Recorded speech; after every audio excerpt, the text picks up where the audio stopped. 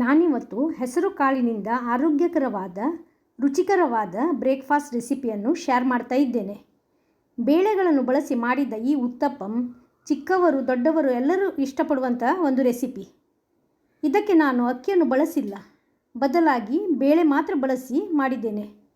Protein ಭರಿತವಾದ ಈ recipe ಅನ್ನ skip ಮಾಡುವವರು ಡಿನ್ನರ್ಗೆ ಸಹ ಬಳಸ್ಬೋದು, ಲಂಚ್ ಬಾಕ್ಸ್ಗೆ ಸಹ ಇದನ್ನು ಕಟ್ಟಿಕೊಡ್ಬೋದು.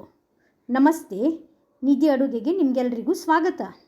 ಹಾಗೆ ರೆಸಿಪಿ ಇಷ್ಟವಾದರೆ ಪ್ಲೀಸ್ ವಿಡಿಯೋಕ್ಕೆ ಒಂದು ಲೈಕ್ ಕೊಡಿ ಹಾಗೂ ಚಾನಲನ್ನು ಸಬ್ಸ್ಕ್ರೈಬ್ ಮಾಡಿ.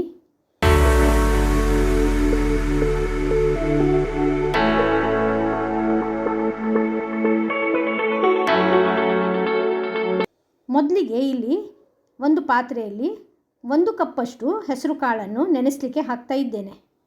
ಇದರ ಜೊತೆಗೆ ಅದರ ಅರ್ಧದಷ್ಟು ಅಂದರೆ ಒಂದು ಅರ್ಧ ಕಪ್ಪಷ್ಟು ಉದ್ದಿನ ಬೇಳೆಯನ್ನು ಸಹ ಸೇರಿಸಿದ್ದೇನೆ.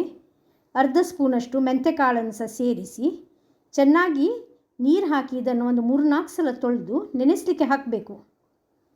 ಇದು ಒಂದು ಸಾಧಾರಣ 4 ಗಂಟೆ ಆದರೂ ನೆನೆಯಬೇಕು.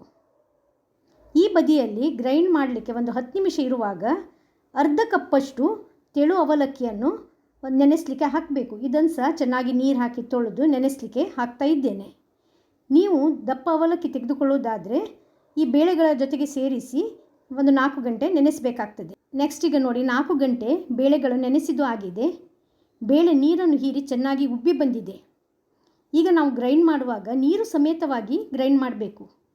ನಾವು ಬೇಳೆಗಳನ್ನು ಚೆನ್ನಾಗಿ ತೊಳೆದು ನೆನೆಸಲಿಕ್ಕೆ ಹಾಕಿರೋದರಿಂದ ಈ ನೀರನ್ನೇ ನಾವು ಗ್ರೈಂಡ್ ಮಾಡಲಿಕ್ಕೆ ಬಳಸ್ಬೋದು. ಇದನ್ನಿಲ್ಲಿ ನಾನು ಒಂದು 2 ಬ್ಯಾಚಲ್ಲಿ ರುಬ್ತಾ ಇದ್ದೇನೆ. ರುಬ್ಬುವಾಗ ನೆನೆಸಿದ ಪೋವಾದ ನೀರು ತೆಗೆದು ಅದನ್ನು ಸಹ ಸೇರಿಸಿದ್ದೇನೆ. ನುಣ್ಣಗೆ ಹಾಗೂ ಗಟ್ಟಿಯಾಗಿ ನಾವಿದನ್ನು ರುಬ್ಬಬೇಕು. 2 ಬಾರಿ ರುಬ್ಬಿದ ಹಿಟ್ಟನ್ನು ಒಂದು ಪಾತ್ರೆಯಲ್ಲಿ ಸೇರಿಸುವ, ಚೆನ್ನಾಗಿ ಮಿಕ್ಸ್ ಮಾಡಬೇಕು ಹಾಗೂ ಇದನ್ನು ಹುದುಗಲು ಇಡುವ. ನಾನಿದನ್ನಿಲ್ಲಿ ಓವರ್ನೈಟ್ ಹುಳಿ ಬರಲಿಕ್ಕೆ ಇಡ್ತಾ ಇದ್ದೇನೆ. ನೋಡಿ, ನೆಕ್ಸ್ಟ್ ಡೇ ಪಾತ್ರೆಯಲ್ಲಿ ಅರ್ಧದಷ್ಟಿದ್ದ ಹಿಟ್ಟು ಚೆನ್ನಾಗಿ ಫರ್ಮೆಂಟ್ ಆಗಿ ಈ ರೀತಿಯಾಗಿದೆ. ಒಂದ್ಸಲ ಇದನ್ನು ಮಿಕ್ಸ್ ಮಾಡುವ. ರುಚಿಗೆ ಉಪ್ಪನ್ನು ಸಹ ಸೇರಿಸಿ ಒಂದು 1/4 ಕಪ್ಪಷ್ಟು ನೀರನ್ನು ಸಹ ಸೇರಿಸುವ. ಚೆನ್ನಾಗಿ ಮಿಕ್ಸ್ ಮಾಡಿ. ನೋಡಿ, ಹಿಟ್ಟಿದು ಫೈನಲ್ ಕನ್ಸಿಸ್ಟೆನ್ಸಿ ಈ ರೀತಿಯಾಗಿರಬೇಕು, ಸ್ವಲ್ಪ ಗಟ್ಟಿಯಾಗಿರಬೇಕು. ಈಗ ಇದರ ಟಾಪಿಂಗ್ಗೆ ಕೆಲವು ತರಕಾರಿಗಳನ್ನು ಇಲ್ಲಿಟ್ಟಿದ್ದೇನೆ. ಒಂದು ಚಿಕ್ಕ ತುರಿದ ಕ್ಯಾರೆಟ್, ಸ್ವಲ್ಪ ಕೊತ್ತಂಬರಿ ಸೊಪ್ಪು, ಒಂದು ಸಣ್ಣಗೆ ಹೆಚ್ಚಿಟ್ಟ ನೀರುಳ್ಳಿ, ಅರ್ಧ ಕ್ಯಾಪ್ಸಿಕಮ್, 3 ಹಸಿಮೆಣಸಿನಕಾಯಿ ಇವಿಷ್ಟನ್ನು ತೆಗೆದುಕೊಂಡಿದ್ದೇನೆ. ನೀವು ನಿಮ್ಮ ಇಷ್ಟದ ಬೇರೆ ತರಕಾರಿಯಿಂದ ಇದಕ್ಕೆ ಟಾಪಿಂಗನ್ನು ಮಾಡ್ಬೋದು. ನೀವು ಕೇವಲ ನೀರುಳ್ಳಿ, ಕೊತ್ತಂಬರಿ ಸೊಪ್ಪು ಹಾಗೂ ಹಸಿಮೆಣಸಿನಕಾಯಿ ಸೇರಿಸಿ ಸಹ ಟಾಪಿಂಗ್ ಮಾಡ್ಬೋದು.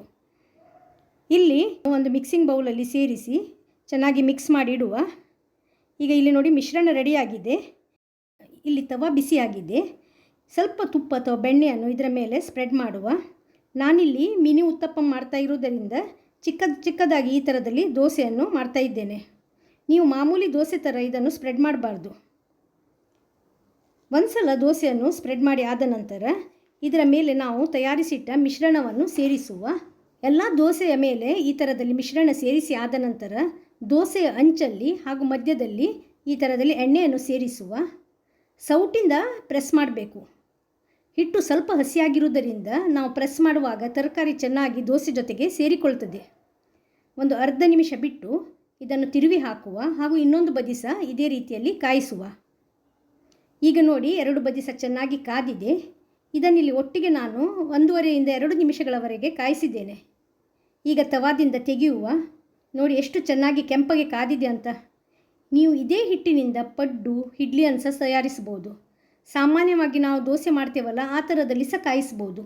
ಮಿನಿ ಉತ್ತಪ್ಪಂ ಬದಲು ನೀವು ಸ್ವಲ್ಪ ದೊಡ್ಡದಾಗಿ ಉತ್ತಪ್ಪಂ ಸಹ ತಯಾರಿಸ್ಬೋದು.